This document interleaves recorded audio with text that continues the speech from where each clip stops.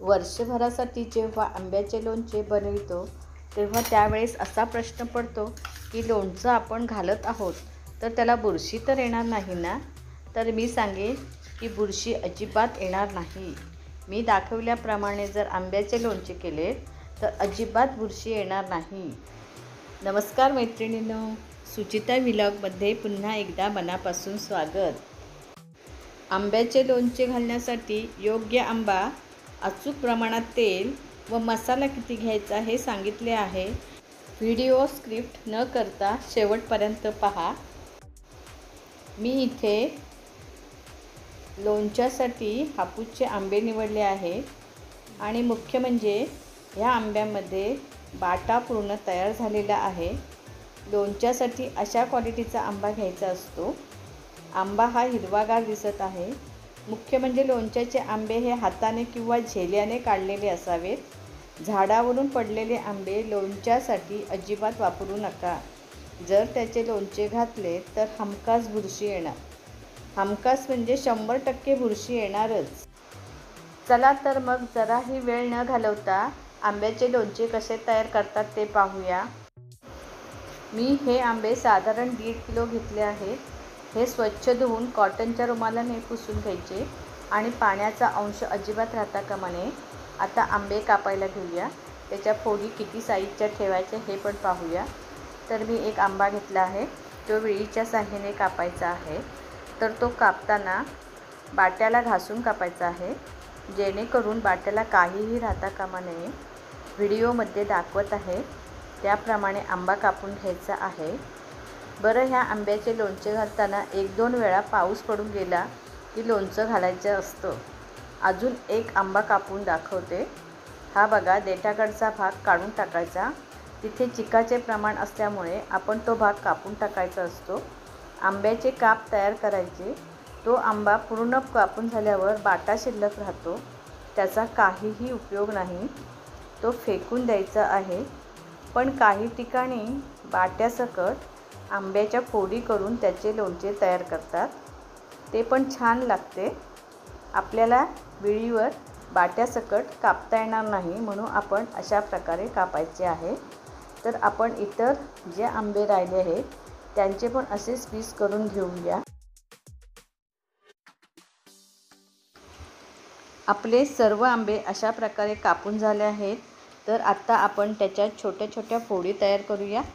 फार मोठ्या नाहीत किंवा एकदम छोट्या करायच्या नाहीत. मध्यम साईजच्या आपल्याला फोडी तयार करायच्या आहेत. बरं, मी इथे टोपली घेतली आहे. तुमच्याकडे जर टोपली नसेल तर काहीही प्रॉब्लेम नाही. तर तुम्ही जर्मनची मोदकाची चाळण किंवा स्टीलची पुरण बारीक करण्याची चाळण घेतलीत तरी चालण्यासारखं आहे. हे पहा, एवढ्या साईजच्या फोडी तयार करायच्या आहेत. नंतर त्या तेलात राहून आळतात म्हणून एवढ्या साईजच्या फोडी कापून घ्यायच्या. इथे मी सर्व फोडी कापून घेते आणि आपल्याला ह्या सर्व फोडींना मीठ व हळद लावून 1 रात्र ठेवायचे असते. कारण त्या फोडीमध्ये जे काही पाणी असते ते निघून जाते. आपण पुढे पाहणारच आहोत. पहिली टीप, लोणचं करण्यासाठी बाट्याचाच आंबा निवडावा. आंब्याच्या फोडी कापताना आवाज कसा येतोय ऐका जरा.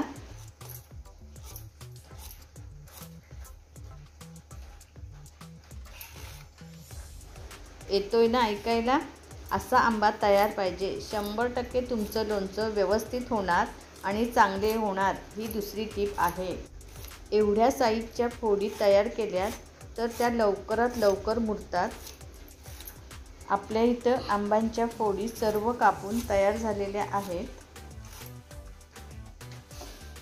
आता त्याच्यामध्ये 2 चमचे हळद टाकूया आणि सर्व फोडींना व्यवस्थित लागेल असे चोळून किंवा टोपली हलवून लावून घेऊया.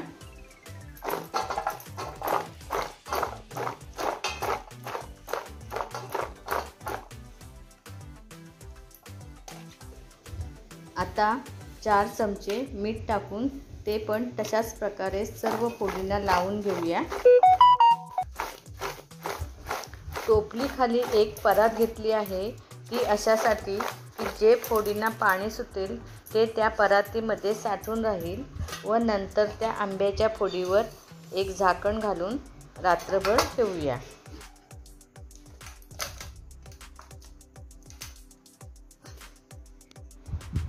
दुसऱ्या दिवशी काय झालं आहे ते पाहूया.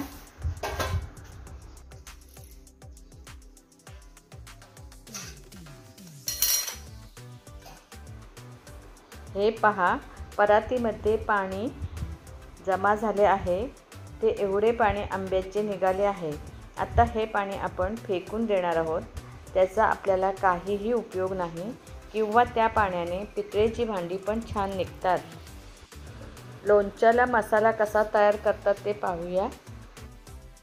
गॅसवर एक पॅन ठेवला आहे. गॅस बारीक आहे. पॅनवर मी मोहरीची डाळ भाजून घेणार आहे. ही मोहरीची डाळ तुम्हाला किराणा मालाच्या दुकानात मिळू शकते.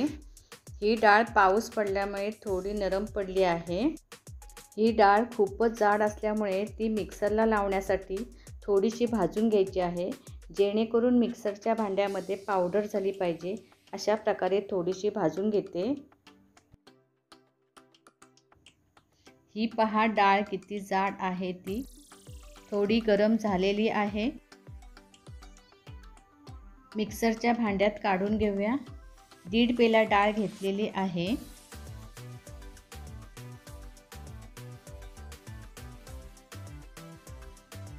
तोपर्यंत परत 1.5 पेला मीठ घेऊन भाजून घेऊया. सर्व सामान 1.5 पेला घेतलेला आहे. गॅस बारीकच ठेवायचा आहे. मीठ भाजेपर्यंत आपण डाळ मिक्सरला लावून घेऊया. मोहरी डाळ मिक्सरला लावून झालेली आहे. बारीक केल्यामुळे ती मिळून येते. मीठ चांगल्या प्रकारे भाजायचे आहे, म्हणजे एकदम चुरचुरीत मीठ होऊ दे. तर आपले मीठ भाजून झालेले आहे. आपण ते परातीत ओतून घेऊया. आता गॅस बंद करते आणि तिखट मसाला आता आपण घेऊया. तिखट मसाला 1.5 पेला घ्यायचा आहे. सर्व सामान आपण 1.5 पेलाच घेतलेला आहे. मोहरी 1.5 पेला, मीठ 1.5 पेला आणि आता तिखट पण 1.5 पेला घेऊया. इथे कच्चं तिखट म्हणजे फक्त मिरची पावडर घ्यायची आहे. त्याच्यामध्ये गरम मसाला मिक्स केलेला नसावा. तर असे 1.5 पेला मिरची पावडर घेऊया.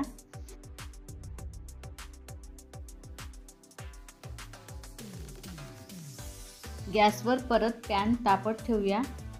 लोणच्यासाठी आपण 1.5 पेला मोहरी डाळ, 1.5 पेला मीठ व 1.5 पेला मिरची पावडर घेतली आहे. असे सर्व एकूण मिळून 4.5 पेले मसाला झाला आहे. तर मग आपण आता 4 पेले तेल घेऊया.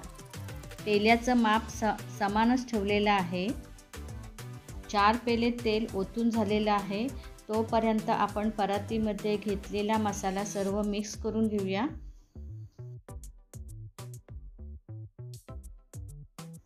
दोन दाणे मोहरी डाळ टाकून तेल तापलं आहे का पाहूया.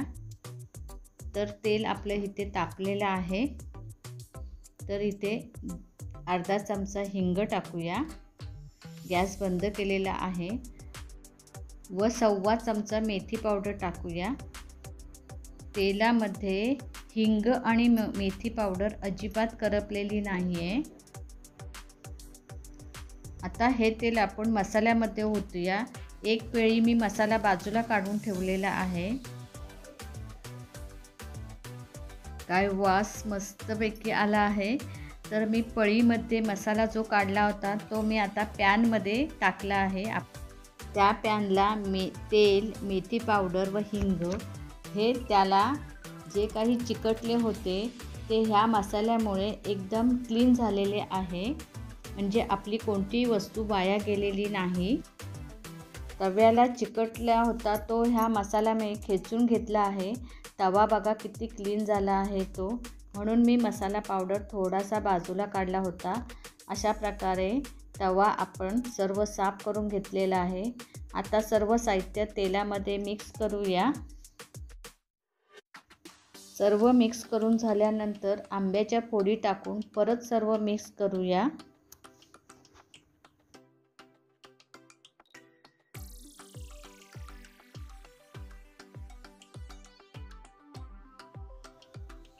अशा प्रकारे आपलं सर्व मिक्स झालेलं आहे. लोणचं ठेवण्यासाठी चिनी मातीच्या बरणीचा उपयोग करणार आहे. तर चिनी मातीची बरणी मी आतून कॉटनच्या रुमालाने स्वच्छ करून घेत आहे. जर तुमच्याकडे चिनी मातीची बरणी नसेल तर तुम्ही काचेची बरणी वापरली तरी चालण्यासारखे आहे. बरणी एकदम स्वच्छ पुसून झालेली आहे. आता आपण त्याच्यात लोणचं भरून घेऊया.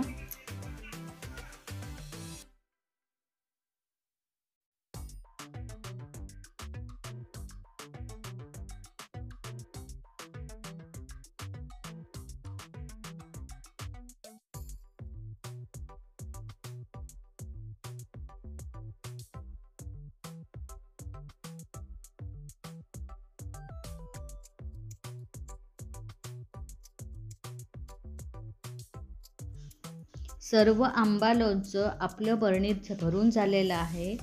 पण लोणच्याच्या वरती 1 इंच तरी तेल आले पाहिजे, तरच लोणचं वर्षभर छान टिकते. पण आपण इथे दुसऱ्या दिवशी हीच बरणी उघडून पाहणार आहोत आणि किती आपले तेल वरती आले आहे ते पाहणार आहोत. आता आपण ही बरणी पूर्ण पुसून घेऊया. कितीही केलं तरी सांडतच ते.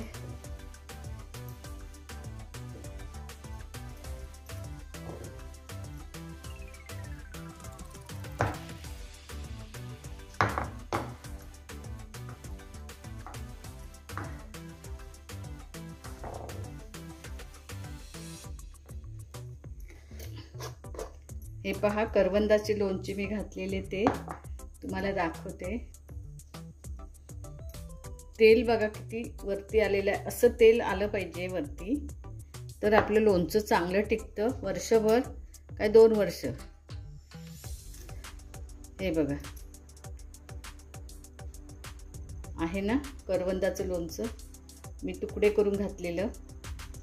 हे बघा, मसाला पण बरोबर पडला एकदम आणि सर्व व्यवस्थित पडलेलं आहे.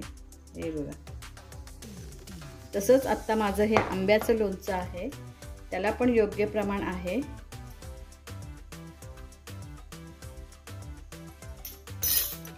असं परत आपण हे बांधून ठेवूया.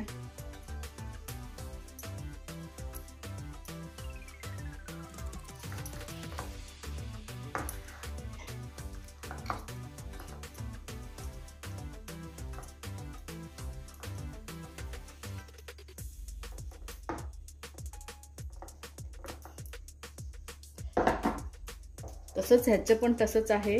उद्याला ह्याचं तेल वरती येईल. उद्याला आता आहे असं जरा, आणखीन येईल, नंतर मी दाखवेन तुम्हाला. आणि आपण आहे ना हे सगळी कडा पुसून घ्यायची असते चांगल्या फडक्याने, कारण का असं साईडला जर राहिलं ना तर त्याला आणखीन बुरशी येते, म्हणून सुक्या फडक्याने पुसून घ्यायचं असतं ते. आणि आता आपण ह्याच्यावर झाकण ठेवूया आणि ह्या बरणीला सुद्धा आपण एक रुमाल बांधून ठेवूया. लोणचं करायची पद्धत ही माझ्या सासूबाईंची आहे आणि तीच पद्धत तुम्हाला दाखवलेली आहे. आणि असा रुमाल बांधून ठेवायची पद्धत ही पूर्वापार चालून आलेली आहे. त्याप्रमाणे मी असाच रुमाल बांधून ठेवते. माझे लोणचे जसेच्या तसे राहते आणि चांगले राहते.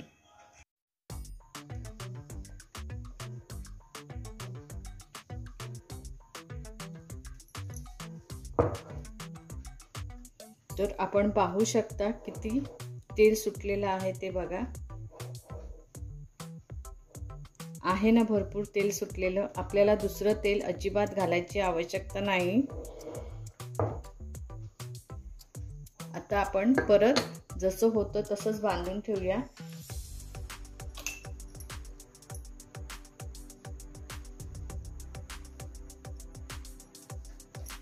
असं जामच बांधून ठेवायचं.